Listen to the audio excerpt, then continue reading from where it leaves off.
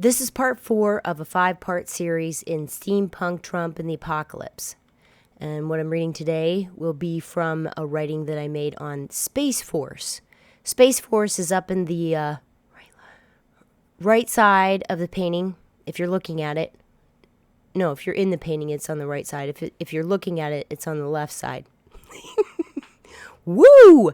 Yeah, I am so smart. Space Force. Space, the final frontier. And that verbiage, final, doesn't seem to fit the expansiveness of space. After all, what is space? What is really out there beyond our limited vision? While telescopes and technology have expanded this, there is much that is specifically hidden from our view. There are arguments that Earth is flat, that it's a disk, and that Antarctica is just a wall of ice that keeps us locked inside. There's a large portion of people that believe that that is a psyop within a psyop. Could be. I don't know. I don't know what's right. I haven't really flown outside of the atmosphere in a spaceship to turn around and look myself, so I have no idea. The point of getting information and sharing it with others is to come to conclusions within ourselves that make sense to ourselves. In other words, do your own research about anything that anybody puts out on the internet. No one might be right and everyone might be right. We have no idea. I remember a near-death experiencer that came to our church once. I can't recall his name. He said that when he was in heaven, he saw our earth realm as a quarantine area of a much bigger picture.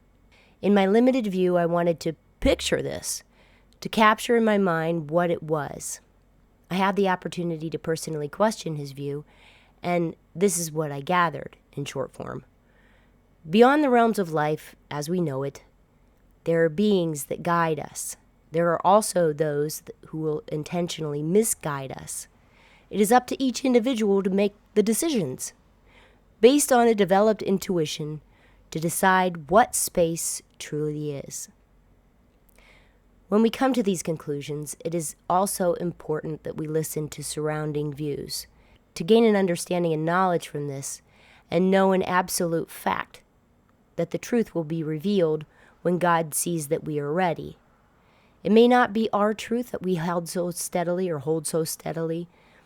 It may not be anyone's truth absolutely, but it will reveal who we are in this universe of thought, of so-called time, and of space. Acceptance is an age-reducing factor of many people that have made it past the age of 100, just so you know. I find it interesting and intriguing that there is a movie out now called After Death about near-death experiences. I haven't seen it, but I really want to see it. In times such as we are in, it seems like the search for space becomes an inner search as well. I wonder how many people know someone who's had that kind of experience. I know a personal family member that has, and have heard their story, and have heard many stories from many different people, and it is so, you can get a lot from it. I'll just put it that way. We seem to be on the edge of World War III, on the edge of financial collapse, and at the very same time, on the edge of discovery. Some of us may have thought of aliens and UFOs when President Trump announced the new branch of the military, the Space Force. There are also other factions of belief that seek dimensional values. Think of all the Doctor Strange movies, Marvel movies, and alternative realities that have surfaced in everything from anime to Hollywood. Video games are another great resource of that. It is becoming very apparent that we are not alone in this universe. Even our own thoughts seem to have manipulation on our cell phones, guiding us to something that we may have thought no one heard us say. We are not alone. The media has been pointing its fingers towards aliens and spaceships. But what could this really be? Just because outer space is your first go-to doesn't necessarily mean that Trump was on that same page. I never really heard President Trump talking too much about the tech, the rockets or spaceships or astronauts and planet exploration that one would expect to hear news of while talking about Space Force. Instead, news of little lights in the sky following military planes have only come in through the Biden administration, with leaks of military sightings and little to no mention of the thousands of accounts given by the U.S. citizens of abductions. Notice also that they don't say anything about the mind control tactics mentioned in my last video, MK Ultra, Project Bluebird, and who knows how many other programs they came up with to cover an investigation into the control of the human mind to patrol us into thinking a certain way. Lest we find the truth, our God-given beautiful right of the creative mind to find our own reality. And what about cyberspace? It's a new space that almost everyone has become a part of. Like a hidden dimension to our own reality, it's become a journey into a fascinating new world. Through video games, you can experience almost anything the imagination can come up with. With the help of artificial intelligence, we are able to explore and create on a completely new level. Criminal minds have also used this unexplored and unregulated territory since its inception, possibly even being the inventors of such technology that we know. They can use this to spy on, control, and manipulate the masses. They prey on our children here, censor our truths, and erase evidence as well as people throughout this technology. Why do you think they want a digital dollar so badly? The new super space can be used for good as well as evil. Perhaps Trump's Space Force was the Trojan horse we so desperately needed to gain a handle on the controls. My steampunk version of representing this came in the form of a steampunk spaceship enterprise, filled with white hats navigating through space and firing a shot at the beast.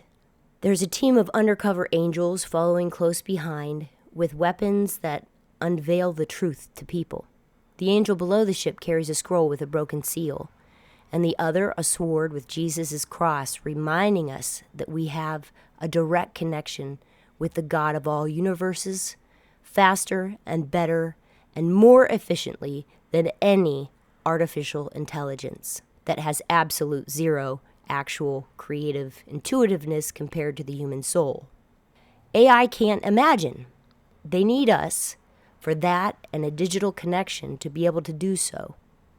The angel in the painting holding the sword with a cross was painted to look like a mysterious figure from the past named Valiant Thor. Valiant Thor was an extraterrestrial who lived and advised at the Pentagon for 3 years in the 1950s. The first mention of Valiant Thor appeared in a book written by none other than Dr. Strange, Dr. Frank Strange, called Stranger in the Pentagon and published in 1967. The writer/preacher and UFO researcher claimed that in 1958 he got his hands on pictures of an alien who initially flew in from Venus. Valiant Thor arrived on planet Earth on March 15th, 1957. Spotting the landing of a spaceship in a field near the city of Alexandria, Virginia, police officers patrolling the area witnessed a tall man stepping out and patiently waiting for them to arrive. The alien then asked law enforcement officials to arrange a meeting with U.S. President Dwight D. Eisenhower. The police immediately contacted the president, who relayed the stranger's request to the Pentagon. Upon arrival, the alien made fun of the entire Pentagon security system. He easily bypassed it using only telekinesis. Quantum computers can come close to this by analyzing known data very quickly and then putting it together in a hypothesis of various outcomes. This is a known technology and one that was possibly used in Project Looking Glass. As with all projects of this magnitude, the rabbit hole is deep.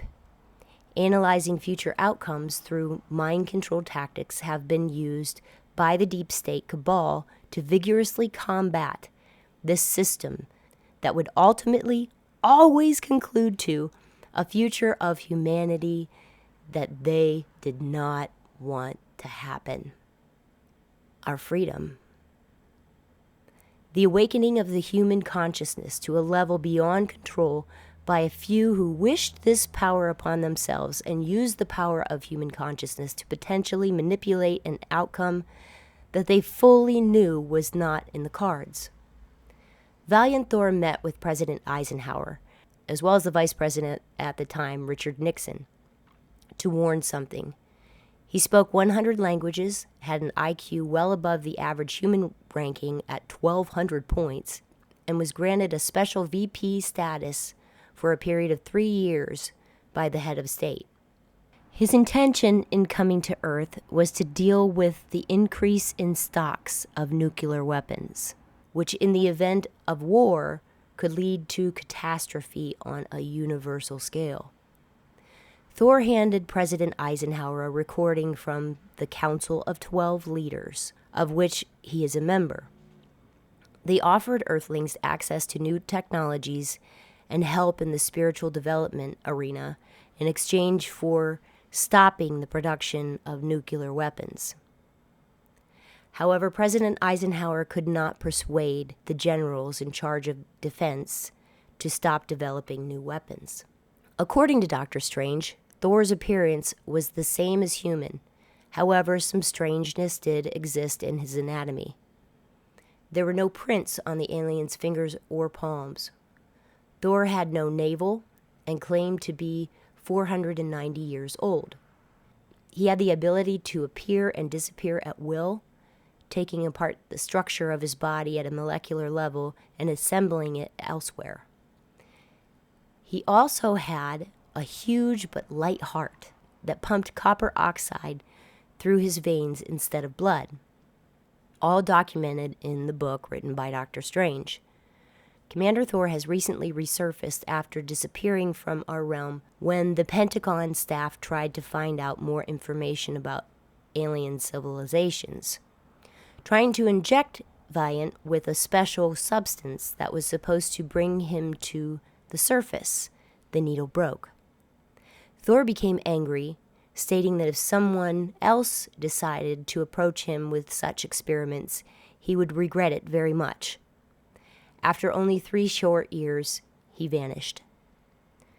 On a podcast called Situation Update, narrated by Judy Byington, where tireless hours of research have been spelled out in daily accounts, Valiant Thor often joins in the chat room and has even given Judy some one-on-one interviews. The news of what is going on beyond our earthly borders has been spelled out in a very compelling and thought-provoking manner. There are some argumentative conversations that insist that none of this is true. But before you close your ears to anything said, remember this parable.